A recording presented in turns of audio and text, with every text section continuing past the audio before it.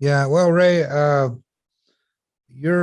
could you introduce yourself? I want to get that out of the I'm way. Ray Mahoney. I met Jack in 2014 in Guiyang in Southwest China, and we had lived in the same room 10 years apart. He had been there in the early 2000 period, and I had come later, and then I had put on a bunch of stuff about Guiyang as I was exploring the city and the area of China, and had found a bunch of pictures and articles and the like, and put them on Jack's website that was trying to in English introduce that area. It's not at that time, it wasn't that well known in China. Yeah, So it's an ancient city as well. And for me, I'm John Porter, also known as Jack. And I started Jack's Tea Party back when a tea party was getting a lot of publicity. I thought I would take advantage of that name. So this story is called JTP7, Jack's Tea Party, episode 7, and that's the new series of Tea Party videos. I started with this stuff in 2010. I've got a whole lot of videos on the web. You can get to that through the website here at Land Information Access, the TACM, Traverse Area Community Media.tv. And there's all kinds of resources about Traverse City there. And you can go find my stuff there too as well. Anyway, this is the title is Return to Base. No, Jesse Pitts, hero. Jesse R. Pitts was my teacher at Oakland University. I took 3 sociology classes from him, and he was just a wonderful professor. And he's the reason I got interested in sociology, the study of groups. And he was in the war. He didn't talk war stories in class, but he was a co-pilot on a B-17 in 1943 and 1944, and he bombed Germany. And the job that he asked for was on a B-17, and he knew from the outset that roughly half the people who started their tour of duty wouldn't make it. Half of them would die. And often, you would have massive losses, and you would have hundreds of B-17s going over cities in Germany, and they had anti-aircraft fire, they had fighters, and extremely dangerous situation. And I'm going to hold up a book. This is called Return to Base. And the last episode, JTP6, was called Return to Base as well. And I just ripped off the title. Return to Base, has kind of a feeling of a military mission. And I think, Ray, you and I may agree with this. We thought we were trying to avoid wars and trying to promote cooperation and peace amongst the countries, and China being the biggest potential problem for the world, and for the U.S. as well. There's been a huge effort on the part of Western people to colonize and send a culture there. And we've been working with China for a long time. We'll get into that a little bit more. I took 3 classes from Professor Pitts, and a lot of that stuff came from this book, Theories of Society. And this is edited by Talcott Parsons, Edward Shields, Casper DeNagel, and Jesse Pitts, 4 of the biggest sociologists in America. So he was a big guy in his field. He was a big guy in the air when he was in the military. So he wrote this book just about the time that well, last 5 years of his life, the last big project that he had was to document the 6 months that he spent in the war in England, bombing the Germans. And he was very clear. He knows he killed a lot of women and children, that, 5 or 10% of the bombs he dropped probably hit the targets. Everything else went elsewhere, and shooting from 21,000 feet, it's not easy to hit what you're aiming at. So he had a clear conscience about killing women and children because that was his job. So anyway, I wanted to read a little bit. He was a PhD, one of the top sociologists in the country for years before he wrote this book. So the group dynamics of what's going on in the group, I think there's a crew of 10 people, and what it took to keep that crew together, fighting the battles and getting the job done. It's a very personal thing where he talks a little bit about his romances, a little bit about his fear. And he was pretty gung-ho. He was a very brave warrior, so to speak, but he very honestly described the terror that he would feel, not just fear of death, but fear of letting his band of brothers, his crewmen down. But it's really a wonderful book, and I'm going to read a little bit from it because I think it's pretty useful. They're talking about how they were doing pretty well in their 25 missions. After you fly 25 missions, you get to go home. So Aschersleben was the only time I felt any real panic. It was my 7th mission. It did not turn out well. Our fighter escort had not been able to take off as scheduled. Weather had gotten bad in England, and they recalled whatever fighters had taken off already before the fog overtook the airfields. By that time, however, we were already deep in Germany, and the Germans thought we were bound for Berlin and threw us every aircraft they could get a hold of, from the latest models to the old aircraft. They went through our formations in vertical slow rolls, spraying lead like a revolving garden hose. Within 2 minutes, 4 B-17s exploded. I felt my eyes burning, and I checked in the harness of my chute. My insides were melting, and I knew what was blind fear. Yet its very paroxysm seemed to kill it almost as fast as it was born. I went back to my work, keeping up tight formation, and refused to think about anything else.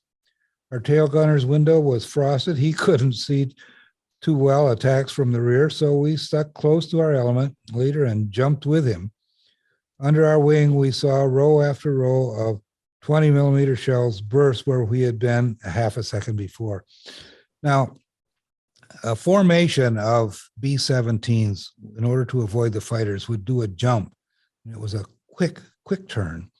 And that would save them from getting shot by the fighters because the fighters couldn't adjust and tune in on them fast enough. So the whole group at times will jump as one, just like a covey of ducks surprised by a hunter on the surface of a lake.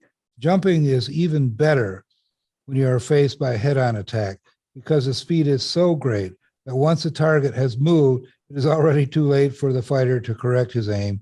All he can do is roll on his back, like split S, like finishing a loop, and start over again. For 2 hours, we were under continuous attacks. But what was most painful was not the actual attacks, but the short lulls in between when the fighter turned around to get into a new position. With each lull, fatigue became heavier. The rattle of our guns, the smell of the powder, the shivering jump that was exhilarating. It was like a game. We were the animal hunted, and we were smarter, more skillful. A fighter trailing smoke spun through our formation, and we cheered.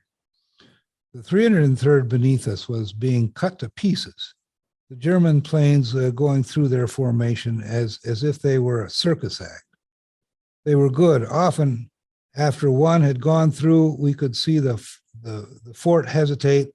A fort is a flying fortress. That's the B-17.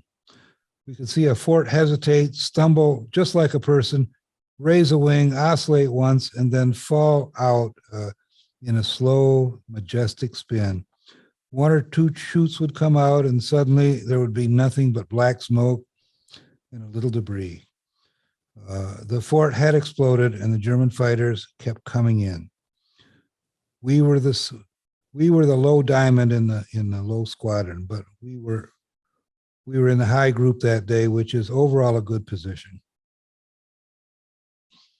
But what did I do myself? The plane in front of us belonged to another squadron. It had received a chunk of flak in its rudder. It made maneuvering more difficult, and he started to lag. Following him, we found ourselves out of the group formation, so we just cut him out and took his position, relegating him to the position where we had been, low diamond. Low squadron, but in the high group. We kept on lagging, and he was well behind the formation. The German fighters soon concentrated on him. The attacks made upon our group were not pressed with the determination evidence below. They would start shooting 7,000 yards and break away at 200. They had to run the gauntlet, and they dove underneath us of the lead and the low group stacked below. At the target, we saw 4 P-51s. What were they doing here? Only God knows. Super eager beavers, they were the only friendly fighters we were to see during the whole mission. I saw the leader start after a Jerry. You could see way out 2 vapor trails and chasing the other one very high speed, and suddenly the one ahead exploded in a huge white puff, and what looked like a battery came sailing by our wing. The puff hung there in the sky. We passed right under it. I found out later that they had been led by Major Howard, a real flyer who had refused the order to return to base. He got the Medal of Honor for his performance on that day. We landed at a B-24 base. Watson, famous for his buzzing the World Series on his way to Scotland, came in under fire of his wing. On the way back, all of his crew bailed out. When his term came, he felt rather dubious whether to still over land or over the North Sea rather than jump in the water and die. He preferred his chance, the possibility of the plane exploding. But the fire in the wing did not touch off the awaited explosion, and he was able to land with us. Now he was anxiously checking with the navigators to find out the chances of his crew having parachuted to the earth of Holland or into the North Sea. So it goes on. So this is the book that Jesse wrote not long before he passed. And he talked a lot about, what it was like for the 6 months he was there. He has tremendous memory. And I think I showed you this book, Theories of Society.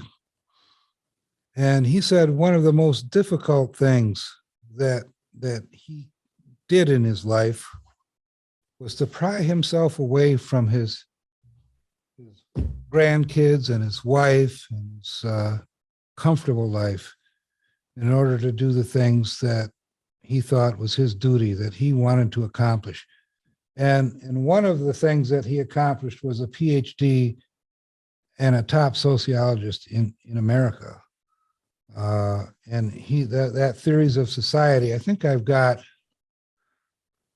some pictures of that book. Here we are. I don't know if you can see this, but he's got all the top sociologists. They've compiled all of these guys: Auguste Comte, William Dickinson, Emil Durkheim. He did the work on suicides to judge the stress that the whole culture suffers. And and Sigmund Freud. You can see him. Ray, weren't you an anthropology major or something at one point? I was. So you probably recognize some of these names, but they've gone ahead and compiled all the great works from the great American well, not American, but the sociologists. And it's it was my textbook when I was studying, and of course I think this is in alphabetical order. So of course we've got Karl Marx, right? Where is Marx? Marx and Engels. Oh, there he is. Karl Marx. A lot of people don't realize it, but Karl Marx lived long enough to see his studies being the center of a communist movement, and he lived long enough to say that he was not a Marxist, but he did do stuff on the class struggle, and that's a real thing in sociology that it goes on to this day. And it's funny, China has closed up. They don't want interaction with Western cultures. They're trying to restore Chinese culture, and Marx is probably the basis of their the communist what do you call it, dogma, Ray, what would you call it? The communist thinking, right? Yeah. But Karl Marx The truth. was born in Germany, right? And he spent most of his time in England. And his writings, he did some writing about French Revolution and things like that. But he was a Western philosopher, you know. Talking about Oriental despotism. What is it? He was talking about Oriental despotism. Despotism. Yeah, yeah. Yeah, we can talk a little about that because the China has had like 5 centuries. No, not 5 centuries. 5,000 years. No. How many years have we had emperors in China? About 3,000 years? Long time. More than a couple thousand. 2,200, the first guy. Unified them all. Anyway, the Chinese have always had a big boss, an authoritarian, a despot, right? And some of them were good emperors, some of them were bad, some lasted a long time, some didn't. But that is in the bones of the Chinese. That's how they were raised. And our culture, again, is a free culture. We want to be free of European kings. They all came to the U.S. and rebelled against the Europeans trying to control us. And then we went west. And a lot of people who didn't like living in the cities, they moved out west, and they got away from city culture in the U.S. So we are what you call freedom is in our bones. And so there's a big difference right there. But if you basically Gunsmoke and wagon train and oh yeah, yeah. I've been watching those recently. What's your take on this abortion thing? You were in China and you saw the one-child policy. That was the state taking control of women's bodies and not letting them have more babies. Now it's the opposite. It's the natalist thing. Have more babies. We need them. We're having a shrinking population. Some predict that China will get down from 1.4 billion to 300 million, like America. And I forgot the time frame. And these are just projections out that don't capture a lot of stuff. But the demographics. But specifically, I had I thought interesting thing going on at the church. I go to Unitarian church, and one of my friends there, an 80-year-old woman, talked about her granddaughter having performed, it's basically a rent a womb sort of thing. You Surrogate mean like mother a sort of thing. surrogate mother or something? Yeah, but we're watching the Ukraine, and I think there's been a lot coming out about a lot of Ukrainian women had been surrogate mothers. A friend of mine in Beijing, an American guy, had gone to Thailand to have his three sons born with a Thai woman. But in this case, this granddaughter of this woman at the church had an already fertilized, an embryo of both parents were Chinese, implanted into her in America. She came to term.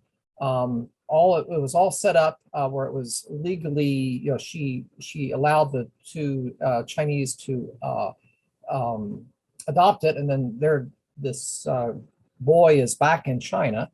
Now 3 years old, and they stay in touch. The grandmother showed pictures of this child, her, in some ways, grandson, although not genetically. But then this couple wanted to have this granddaughter do a second birth in the same way, and they paid her $35,000 for it. So if you were like on welfare and really didn't have any skills or anything, you could probably get some Chinese to send you a fertilized egg, and once you got it inside you, nobody could have an abortion, right? You'd have to. Well, not in today's climate. If it were, you would carry it to term, Kentucky, where I'm from, right? And then you Texas. have native Chinese parents, and of course they could adopt that child and take it back to China, right? And it is an anchor baby. It was technically born in America, so that it's American citizen. Right. So you could have a baby born in America to Chinese parents, have the baby go back to China, and then 20 years later, he could come home to the US where he's a citizen and bring his parents, right? I mean, that's the big, why they spent so much money on this. Why the parents spent so much money. Well, there you go, ladies. If you don't have anything going for you and you want to be a mother but don't want the responsibility of raising a child, there you go. Well, let's put it, I'm from Kentucky, raised a Southern Baptist. I put it in terms of if in the big church I grew up in, the daughter or the granddaughter of the pastor, 17 years old, is pregnant, because they feel that abortion is murder. The child has to come to term, be born.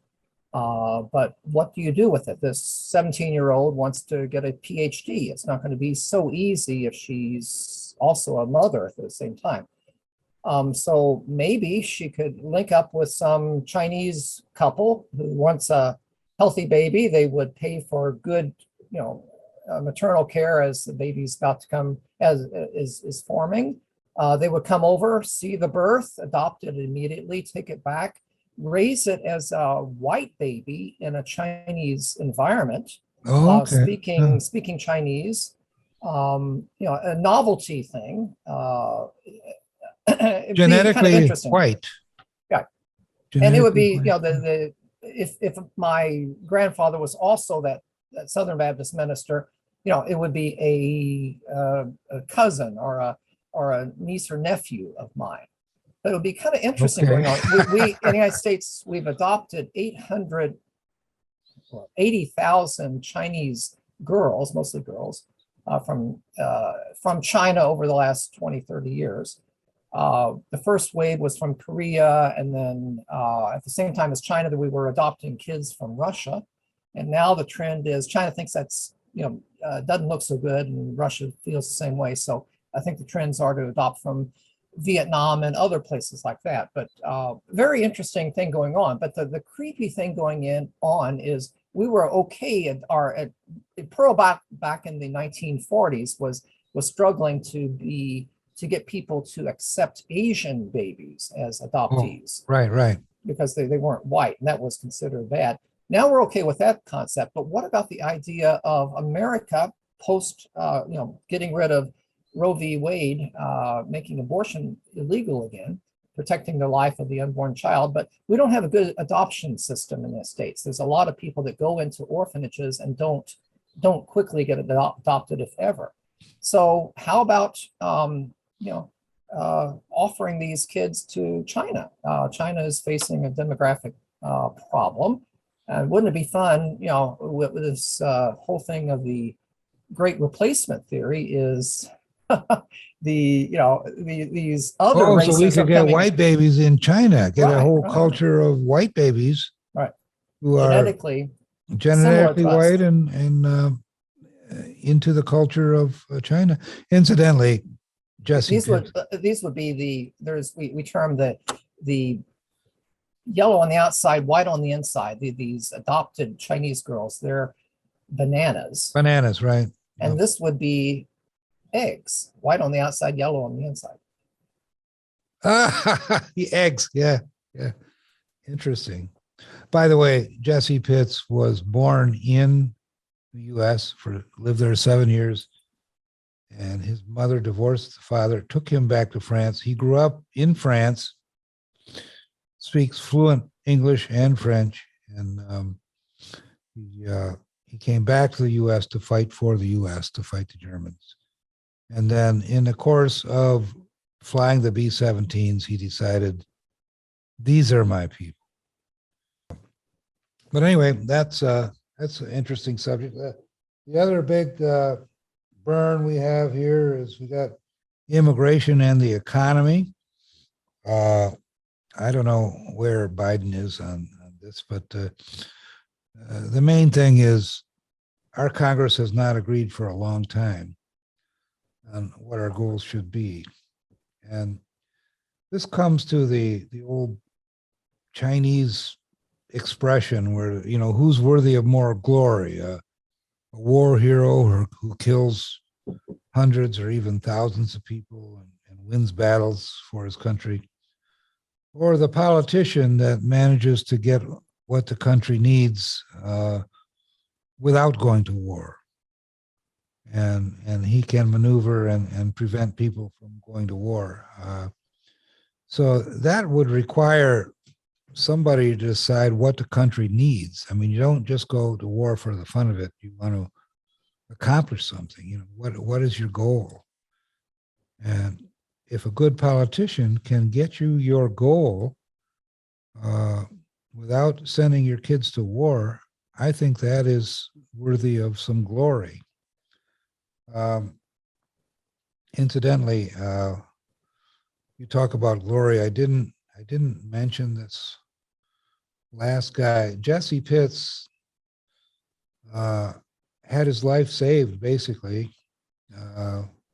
Guy who saved my professor from the German fighters. He had 30 German fighters after him. And Major James Howard attacked. And he received promotion. He was volunteered with the Flying Tigers. It's something Ray and I are very familiar with, because the Flying Tigers in China from 1941 to 1942 helped protect China from the Japanese. And this guy volunteered for the Chinese Air Force under General Chennault from August 1941 to 1942, received a promotion to squadron leader, destroyed 6 enemy planes, and in January 1943, Howard entered active service as an Army Air Force pilot with the rank of captain and commander of the 356th Fighter Squadron in Europe. He was promoted to major in September 1943 and flew P-51s as cover for heavy bombers. For conspicuous gallantry in combat near Aschersleben, Germany, January 11, 1944, he received the Medal of Honor. He was leading a group of P-51s Jesse Pitts watched him. He was leading that group, and there were 30 fighters attacking Jesse's bomber formation. And this guy, who was disobeying orders, he refused to turn back, and he took all 4 fighters to Germany and attacked those 30 fighters that were going after Jesse Pitts and his group. And he returned home in 1944, and he had a great career in the military as a Medal of Honor winner. Oh, we didn't talk about Ukraine and what's happening in the economy. There's a tremendous amount of wealth has been destroyed by that war. A lot of people around the world are going to be starving. A lot of people are going to be cold because of the energy situation. But things are looking a little bit better for Russia and China and India. Okay, so BRICS, it's all the acronyms. It started off at BRIC, and then they added South Africa later. So Brazil, B, Russia, I is India, C is China. So China and India each have a 1.4 billion. Russia, we talked about this earlier. So yeah, a bunch of people, half 180 million, something like that, yeah. right? So they just had, I think, their meeting. G7 Just had this their week, meeting, right? and then NATO, and then I think the BRICS were meeting, like we're meeting on Zoom, but Right. and they wanted to add a few more, maybe Argentina and who knows what else. Well, do they need to add any more? I mean, if you look at their gold reserves, they can support a world currency similar to the US dollar with their gold. I don't think they're talking about BRICS had nothing to do with gold. It was just well, that was the first but yeah, they can get around using the dollar. This morning's that's the thinking that they're sick of the US deficit spending and them having to transact in dollars. So they want to have their own currency. So they had this BRICS thing going before we embargoed Russia, and now you've got Russia, China, and India with some of the strongest gold reserves, and they're also 3 of the biggest countries in the world, aren't they? I mean, Russia's massive, so is China, and India's pretty big too. So I think you've got about half the world's land under this BRICS organization and more than half of the world's gold. So to think that, these guys are going to fold their tent and go home anytime soon is a mistake. And I think that my concept of let's not create enemies and attack them so seriously that they clam up and can't be cooperated with, whether you're talking about Republicans or Democrats or members of the BRICS organization.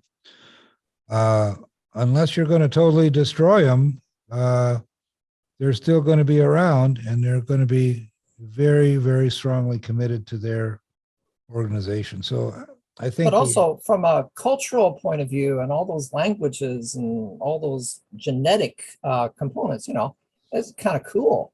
And if BRICS get together, and Russia and India are already tight. Russia and China are getting increasingly tight.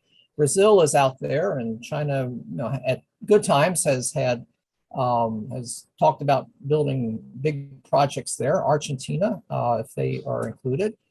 China wants to build a railroad across South America to get a port in the Pacific to ship out all those resources there. I'm interested, in the people-to-people exchanges. We started off, we were both in Guizhou in Guizhou province. You traveled throughout Guizhou. I was looking at it, getting another job there. I think you had a part-time job, and out in another city that you were getting to by the fast train. Oh yeah, I That was used to cool. get on I'd get on a train and go 200 miles an hour to a city that, it took about a half an hour to get to a city 100 miles away. And I would teach in Guiyang in the morning, and I get on a train at noon, and I'd teach in a remote city in the afternoon. It's Where just amazing.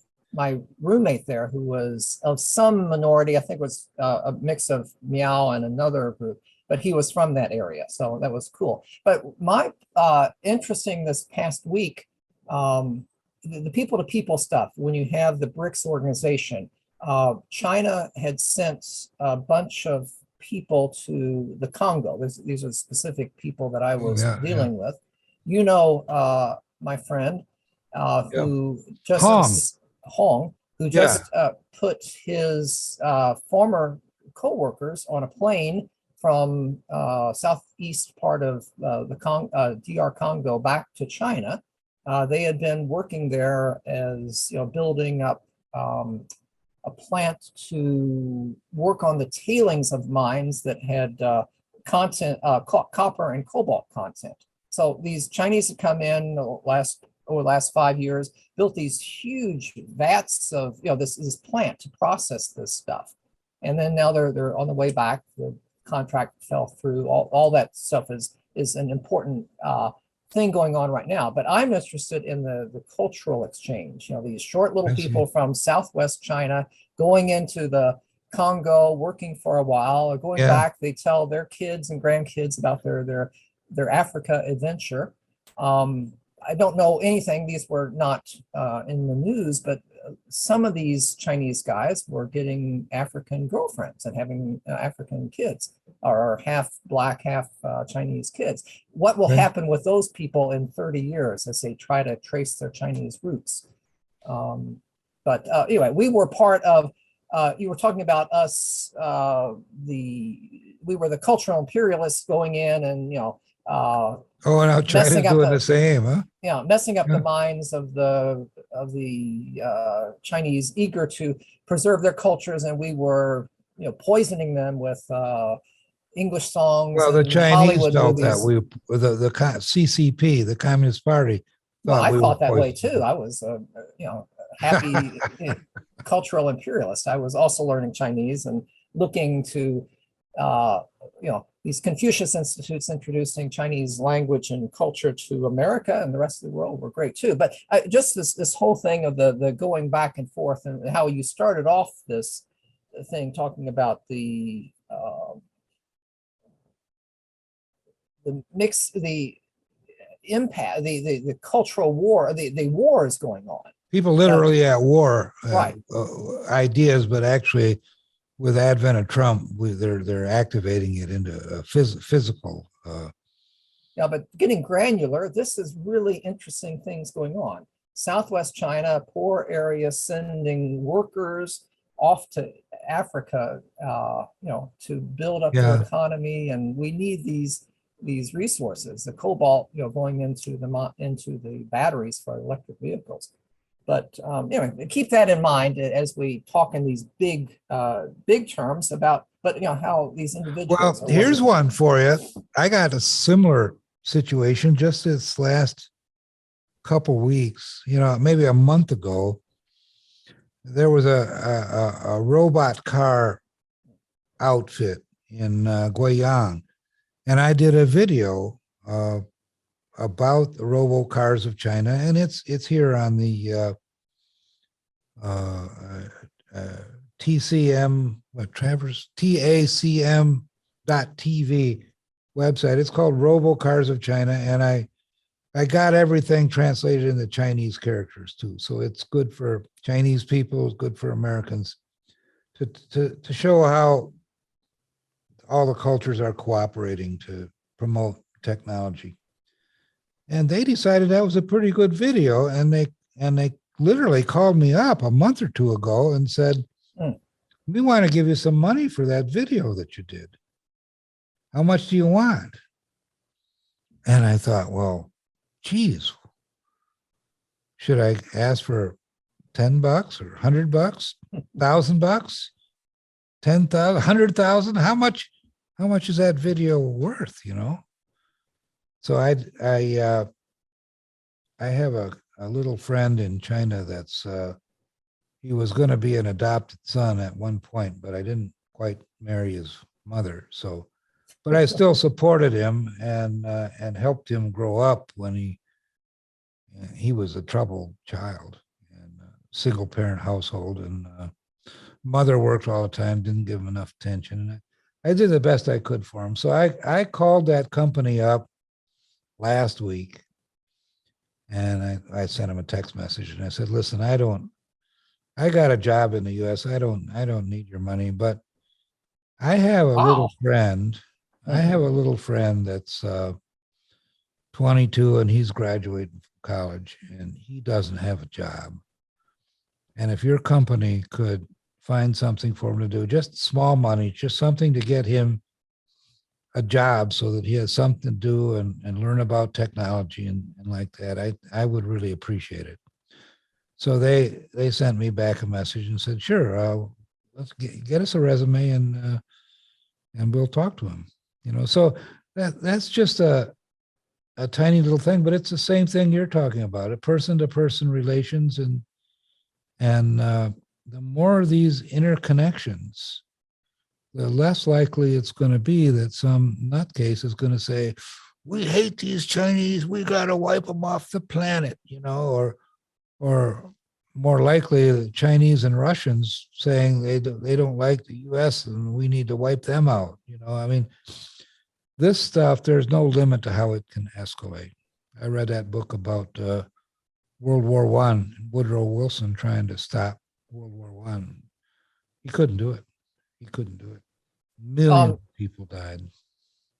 Also on the China-Africa, your friend Cosmos, who got into the local Guiyang newspaper. You know, he was going around, he spoke good Chinese, and in several, you know, articles about him, you know, pictures of him to introduce the situation. A Ghanaian, a guy from Ghana, and married a Chinese woman, had a Chinese, a Black and Chinese child, and then because of COVID, hasn't been able to get back home. He hasn't seen his kid and wife in 2 years, except with Zoom calls and stuff like that. But you played poker and basketball with him. Oh yeah, he was a ball hog. If you pass it to him, you couldn't figure on getting it back, even if you were. But anyway, yeah, he's a wonderful friend, and his family split up. So. Yeah, the big Ghanaian group of teachers from Ghana, which is a pretty stable country in Africa. It's a democracy. It's an English-speaking country. Yeah, and a huge number in Guiyang, at least, a bunch of teachers there, English teachers, and doing a good job. Well, listen, we're going to have to wrap this up, but the point of these videos, I think I can summarize it. I went to the dentist last couple of weeks, and I'll tell you that this was in Bloomfield Hills, one of the top dentists in Michigan. I got a lot of work to do, but there was over an hour in the dentist chair, and these three people that were working on my teeth were so incredibly efficient, very technically efficient. And if you look at American football and the teamwork that takes place there, just the subtleties of a football game, incredible efficiency, hard work, and a U.S. military. I was talking to a friend that was a Marine, and he said the reason our military is so strong is they obey orders, and they don't think about it. They don't challenge it. And we've got two kinds of people. You got military-minded people who like the authoritarian. They want to do the right thing for the country, and they just tell them what to do. And And it's an authoritarian. They respect an authoritarian that can get things done. I think that's one reason Trump is so popular, was he seemed to know what he was doing. And he had this military mentality of obey orders, you know. And then you've got the democracy where in China, they built a road through the center of Guiyang. No, Shanghai. They built a road in I think it was the 1990s. Somebody put a ruler on the city of Shanghai and drew a line about where the freeway would go, and they designed it and built it in a 5-year period, acquired the land, and at the same time, my hometown, Traverse City, was trying to build a bridge across the river. In 1964, they had a study that said the need for this bridge is imminent. I remember reading it when in 1980, I read all the planning studies that the city had had, and this was the big deal. Build that bridge. It was needed.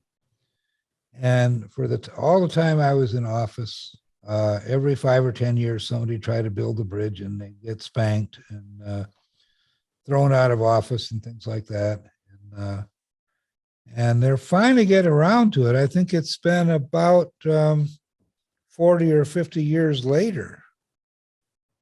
I mean, what is that? 1964 to, 55 years? More than 50 years, they've been trying to build this bridge. And that's American democracy at work compared to China. You know, there's an efficiency there. Let's face it, we all need politics. Politics is part of life.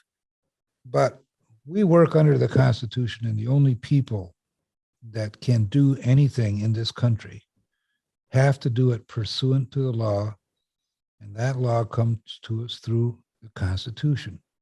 We call those people that work for the government, that get things done, politicians.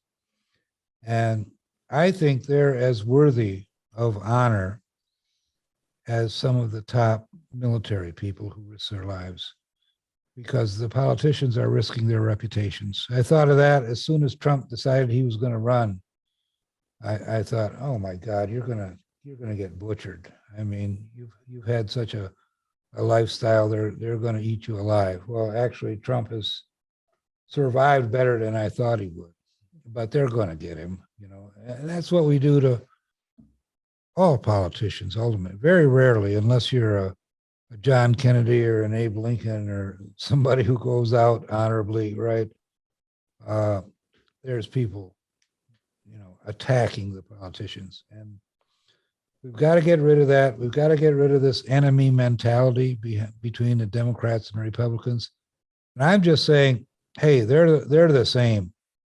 Chinese Communist Party, Democratic Party, Republican Party, they're all dealing in a world of enemies, and they're creating enemies. And they need those enemies in order to keep solidarity in their own group. And a sociologist will tell you solidarity has a real meaning, and we haven't got it in this country. And things are not going to get better until we figure out how we can work with each other. And this abortion thing is a classic example. Maybe the women are going to get motivated to really get involved in politics now.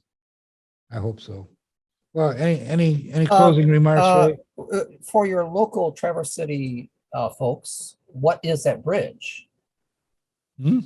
Where is that bridge? Where is it? Well, it's called the Hartman-Hammond bypass. I mean, they decided the bypass is dead, so we're going to call it the Crosstown. But ultimately, they've built some roads that are actually going to function as a bypass, but they can't call it a bypass. That's ultimately what's happening.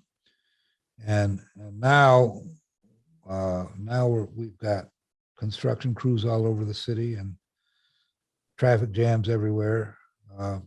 But hopefully when it's done, we're going to be able to get from one side of the city to the other with the relative ease. But it hasn't made everybody happy, but it seems to be some progress. Like you, I lived in Shanghai 7 years, and over a long period of time, I really was impressed by just that thing you were talking about, the elevated highway, which came before the huge build out of the uh, uh, subway, which is even more impressive. But and then China's done all those fast trains that you were taking to that smaller Right. city in Guiyang, and I was also doing that. You can reach Guiyang. There's a fast train directly to Guangzhou, and I did that in 2015 when it soon after it opened. And great for the infrastructure. But what about the white elephant projects? All that deliberation that we suffer through in the States. In this case, that bridge that hadn't been built, and 60 years later. But there is something to be said. There are a lot of there's total overbuilding of a lot of industrial capacity. Well, that's China. right. That's right. That's because your autocrats, it comes down to one guy who's in charge that makes those decisions, and nobody's that smart.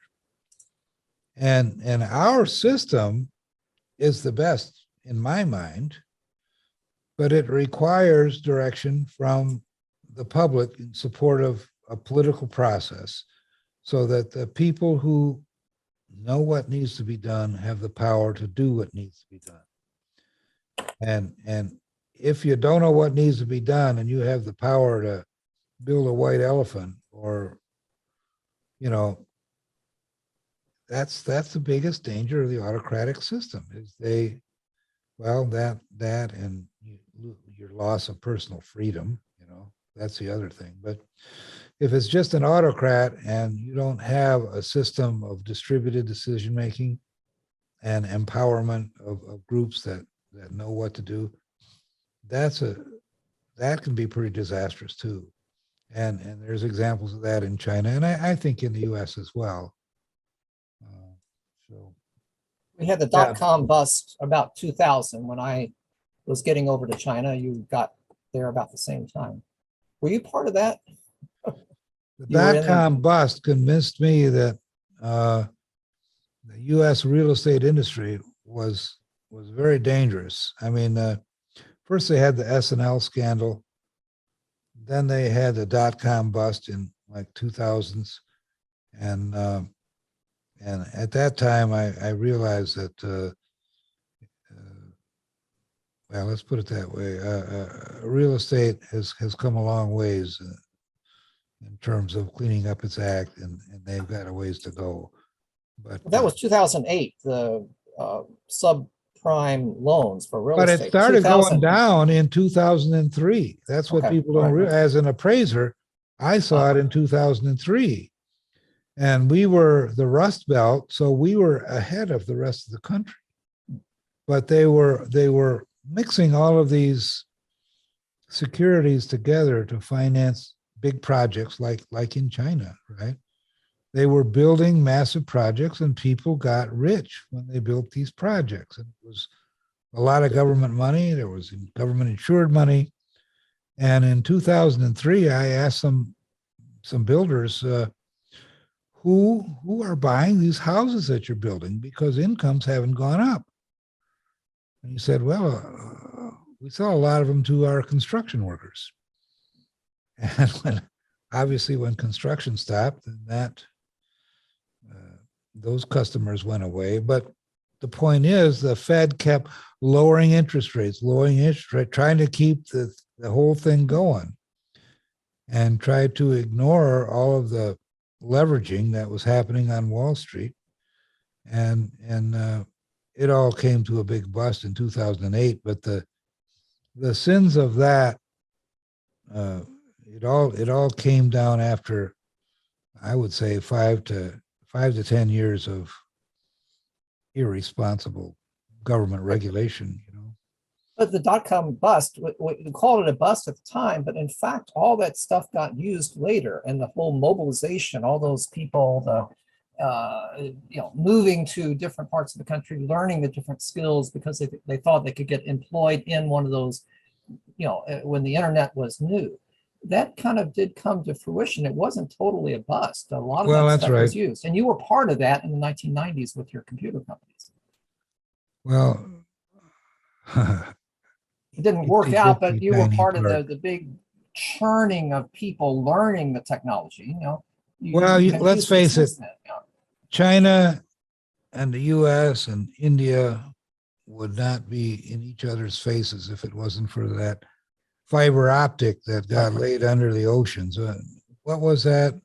WorldCom, was it? Don't remember any of the details. You were part of that. Well, anyway, there was a company that was going to make billions of dollars selling phone service to China and India, and they went bust. But we all used that fiber optics to communicate, and that alone created a tremendous amount of wealth. But right now it's going the wrong way with all of these petty dictators that are staying alive by creating trouble, And I'm referring to Democratic Party, Republican Party, Chinese Communist Party, and a variety of others that are able to keep people angry and maintain power. So anyway, I guess Hyper-nationalism. Yeah, hyper nationalism. Yeah, and I do quite honestly agree that the Chinese got too far out in their espionage, industrial. Well, we talked about this in the last one, where the U.S. started out by stealing textile technology from England. Well, Chinese have taken some of our technology too. But anyway, there's got to be some kind of cooperation. People are worried about the Great Reset. What is that? I forget the name of that group. They're meeting every year or so, trying to promote cooperation between the countries. And a lot of Americans are afraid we're going to lose our freedom to the new world government. And if we have a world government that doesn't make decisions by killing each other, I think there's some advantages to that too. So, okay, well, I do appreciate it, Ray. Appreciate your time. Enjoy I appreciate anybody. Your next visit to listening. the dentist. Yeah, And I appreciate it. Oh, I'm glad you said that. I'm just saying Americans have the capability. We've got the biggest government, the biggest business in the world is the US government, with the possible exception of the Chinese government. Massive, multi-billion dollar enterprises. And if we could get the efficiency of a football team or a dentist's office, or even the US military, we could do a lot to help this world. So anyway, that's my thinking. That's my story, and I'm sticking to it. Okay, thanks, Ray. All right, see you around. Yep, bye.